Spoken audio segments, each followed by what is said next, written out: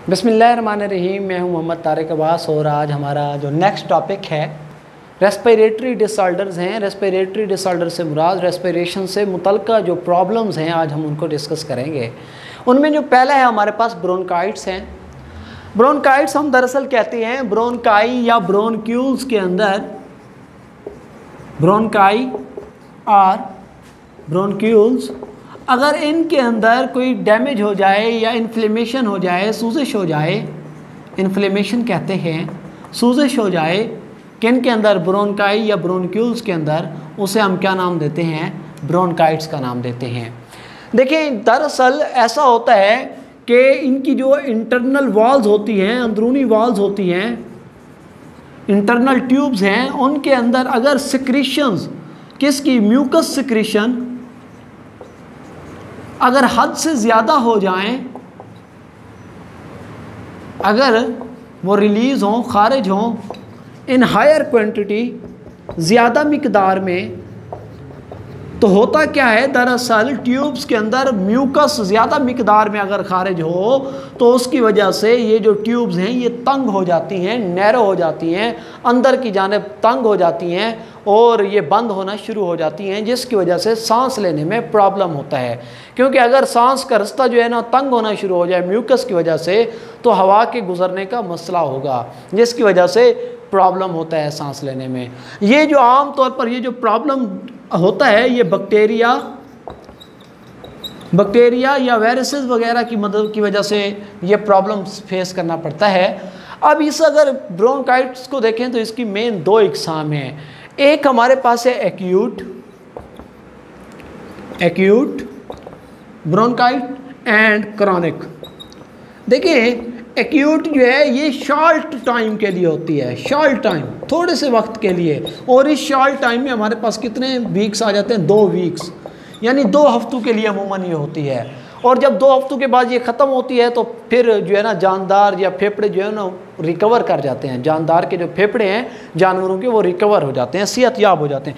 Chronic जो है ना ये लॉन्ग टर्म होती है, लंबे अरसे के लिए होती है, तकरीबन 3 मंथ से लेकर 3 माह से लेकर 2 ईयर्स तक, 2 सालों तक चलती है और इसमें डैमेज होने का खदशा होता है।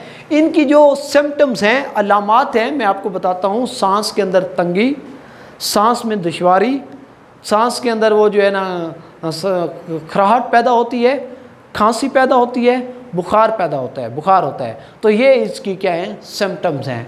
दूसरे नंबर पर जो हमारे पास है वो है एम्फीसीमा। देखिए एम्फीसीमा की अगर बात करें, एम्फीसीमा की अगर बात करें, इसमें क्या होता है, इसमें असल में जो एल्वियोलाई है ना, एल्वियोलाई ये ब्रेक कर जाती है, ये टूट जाती है, इनकी ब्रेक डाउन हो जाती है। इनकी ब्रेक डाउन होने से, क्योंकि देखिए एल्वियोलाई असल में थैलियाँ होती हैं, हवा की थैलियाँ होती हैं, जब ये टूटती है ना तो ये आपस में मिल जाती हैं। अब एक मैं आपको छोटी सी मिसाल देता हूँ, तवज्जो करने की ज़रूरत है, समझने की ज़रूरत है। देखिए ये मेरी 5 उंगलियाँ हैं, ये मेरा हाथ है, इसका सरफेस एरिया वो होगा जो बाहर माहौल के साथ बराह रास्त टच हो रहा होगा, जैसे ये वाला सारा एरिया, ये वाला, ये वाला, ये वाला, ये वाला, और उसके अलावा ये उंगलियों के अंदर वाला, ये वाला, ये वाला, ये सारे हिस्से इसके अंदर हैं। लेकिन मिसाल के तौर पर इस हाथ का भी ऐसे है। अब अगर कोई डैमेज हो मेरे, तो ये इस तरह अगर हो जाए तो देखो इस तरह होने से तो ये जो ये वाला हिस्सा है और ये वाला हिस्सा है और उंगलियों के दरमियान वाला हिस्सा है, अब ये माहौल के साथ बराह रास्त टच नहीं हो रहा।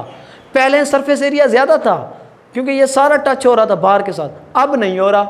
तो इसका वजह इसका मतलब है जब ये एक साथ मिल जाएंगे तो इनका सरफेस एरिया क्या हो जाएगा, कम हो जाएगा।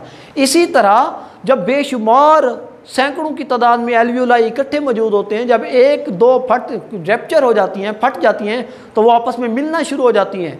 जब ये मिलती जाती हैं तो इनका सरफेस एरिया कम होना शुरू हो जाता है। जब सरफेस एरिया कम होता है तो सांस लेने में प्रॉब्लम होती है, और जब ये एक्सपीरेशन के लिए कोशिश करते हैं तो जो फेफड़े हैं वो अपनी एक्सपीरेशन के बाद अपनी असल हालत में नहीं आ पाते, जिसकी वजह से हवा के आने और जाने का प्रॉब्लम हो जाता है। लिहाजा ये एम्फीसीमा की जो है ना मेन जो है ना ये प्रॉब्लम काज होता है। अब अगर हम देखें एम्फीसीमा की बात करें तो सरफेस एरिया की बात मैंने कर दी।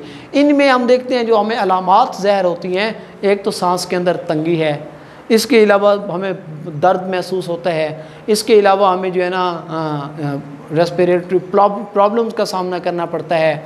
ये इनके अलामात के अंदर हैं। इसके साथ जो हमारे पास हम जब तक हमें पता चलता है कि हमें एम्फीसीमा है, या किसी भी शख्स को जो एम्फीसीमा में मुब्तला होता है, जब तक उसको पता चलता है तकरीबन 50 से 70% उसके जो लंग्स हैं वो क्या हो चुके होते हैं, डैमेज हो चुके होते हैं।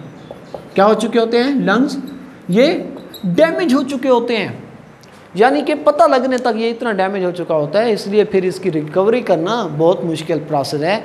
ये हमारा जो है ना टॉपिक था बायोलॉजी का, जो कि हमने ब्रोंकाइटिस और एम्फीसीमा के बारे में पढ़ा, रेस्पिरेटरी डिसऑर्डर हैं। इंशाल्लाह नेक्स्ट लेक्चर के साथ हाजिर होंगे। अस्सलाम वालेकुम, अल्लाह हाफ़िज़।